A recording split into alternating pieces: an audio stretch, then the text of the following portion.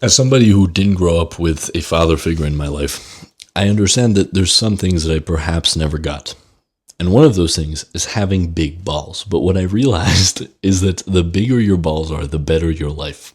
Now, I don't mean like physically speaking, because I don't think there's a correlation, but I mean like metaphorically speaking, having big balls. The thumbnail, to explain it, is basically me giving a speech in front of, I think, around like 500 people. And I'm 17. Well, I'm still 17. I was 17 in the photo, although my hair is a little shorter in the photo. And that's not to say I have the biggest balls in the world, but that takes balls. I know it because other people also had to do a speech. It wasn't as good. It wasn't as fluid. They stuttered. They didn't do well. And they didn't leave a mark on anybody. And to stand up on your own initiative and present something to the entire room that you're not actually supposed to takes even more balls. And what I realized is that the people who win in life are the people who take risks. This is quite obvious, and you maybe hear it all the time. I don't know, but the more I look around, the more I realize the people who are at the top in any field had to take risks. You can't be at the top without taking risks unless you inherit the money, but then I wouldn't really say you're at the top. Like the people who are the best at bodybuilding take the risk of taking steroids. Now, does that mean you should take steroids? No, because most people don't care to be that big. But if you care about having a good life, the only way you're going to get there, like a truly good life, not a mediocre life, because a mediocre life isn't even good, but a truly like good life where you have financial freedom, you have a great family, you have a great physique, those things are going to take risk. To find an attractive partner, a good group of friends, you're going to have to risk social rejection by probably leaving or partially leaving the circle you're currently in and finding a better one. Talking to the opposite gender or sex is risky because you face rejection. I mean, it's not that risky. But the thing is, like, the people who win, the people who are successful are the people who take risks. And it's really like a shame that we live in a world that discourages risk-taking of any sort, perhaps because of the lack of father figures across the Western world. You can look into this, but I did not some research, but like I've read this somewhere. The father figure, or the father, let's just say the father, is responsible for pushing the child to take risks and do like, not devious, but like do things that are potentially dangerous because that makes the kid more resilient, stronger, and better able to take on challenge in the long run. The mother has the role of protecting the child and making sure they balance each other out. You can't just have one or the other. If you just had a dad, that would be pretty bad. If you just had a mom, that could also be pretty bad. Now, obviously, I'm sure they try their best, but it's not optimal. That's all I'm saying. I'm not blaming single parents. I come from a single parent household. I think my mom did the best she could, and I'm very grateful for all the things she did. I'm just saying, and I think she would agree with this too, is one parent can't do the role of both. It's just as simple as that. And so, no, I don't blame her for anything. And I take responsibility and I take it upon myself to increase my risk tolerance. I'm just saying that given the lack of fathers in the Western world, the fatherless children are at the highest rates they've ever been in history, I'm pretty sure. And on top of that, you can look it up, like every single bad outcome in a person's life, like drug addiction, dropping out of school, low education level, crime, all of these things are much higher, disproportionately higher in families without a father.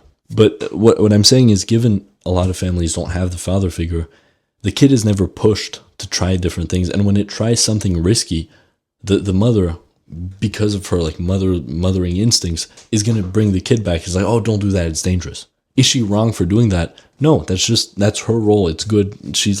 She's not made to do that, but, well, to some extent, right? Her biology, I don't know what it is, but to ensure a good child's development, the mother does that most of the time, and the father does the pushing, right? But when you don't have the pushing and you just have like the pulling and the safety, what you're left with is a bunch of men who are scared to take any sort of risk. And so what do you do? Well, you could do risky things without a purpose necessarily. Like, for example, like the easiest one I could think of is hitchhiking, because, and you'll probably also notice is like if you want to do something that's even slightly dangerous, like hitchhiking, you could imagine your mom is going to be like, no, that's really dangerous. They might kidnap you. They might. That is true. Most of the time they won't. Now, obviously, if you live in like a very sketchy area where hitchhiking is really dangerous, don't do it. I live in a place where hitchhiking is not normal, like most people don't do it, but it's not dangerous either. We're not full of criminals. So yes, I've done hitchhiking a bunch of times, and no, I haven't been stabbed yet. So you obviously have stuff like hitchhiking, jumping off a cliff into water, going for a long bike ride with like not without a phone, going into the middle of the mountains, going camping, hiking up a mountain, all of these things. But I think what's more important is not only having a high risk tolerance, but also having something to direct it towards, which is your mission, which is your sort of purpose. There's one guy I know who has a very good risk tolerance, but he doesn't have anything to direct it towards. So he just does stuff that gets him in trouble. Like crime is technically high risk tolerance. The only thing is it's directed towards a less than ideal purpose, either selfish or just boredom. Like vandalism is an expression of high risk, right? High risk tolerance, but it's high risk tolerance without a purpose. Whereas a risky investment is high risk tolerance with a purpose of increasing the money or investing in a business that you really care about. In terms of what I'm going for and what I think a lot of people would benefit from is taking more risk, which usually comes with higher testosterone. Does that mean increasing your testosterone? Yes, through natural methods, and then you can decide what you want to do later on. But also just like living a life that somebody with higher testosterone would live. I don't know if there's science behind this, but I would guess it's like a self-fulfilling cycle, like a reinforcing cycle, where if you have more testosterone, you do more risky behavior, which increases your testosterone, which makes you take more risks, which increases your testosterone. So you can start at both ends. I don't know if that's true, but I would guess so.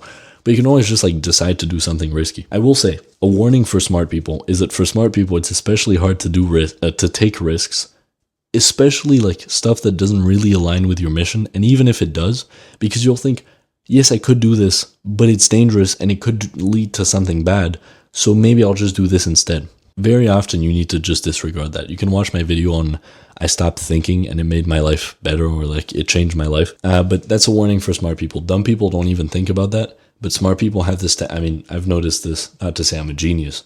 I do think I'm smarter because I've been able to build myself up to be smarter than most people, or just naturally, I don't know.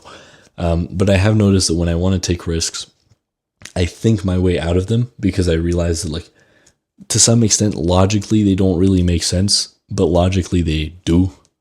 I just use my intellectual ability to get myself out of it. And for anybody watching these kinds of videos who are actually trying to educate themselves, you would fall into the smart category. So be careful of that.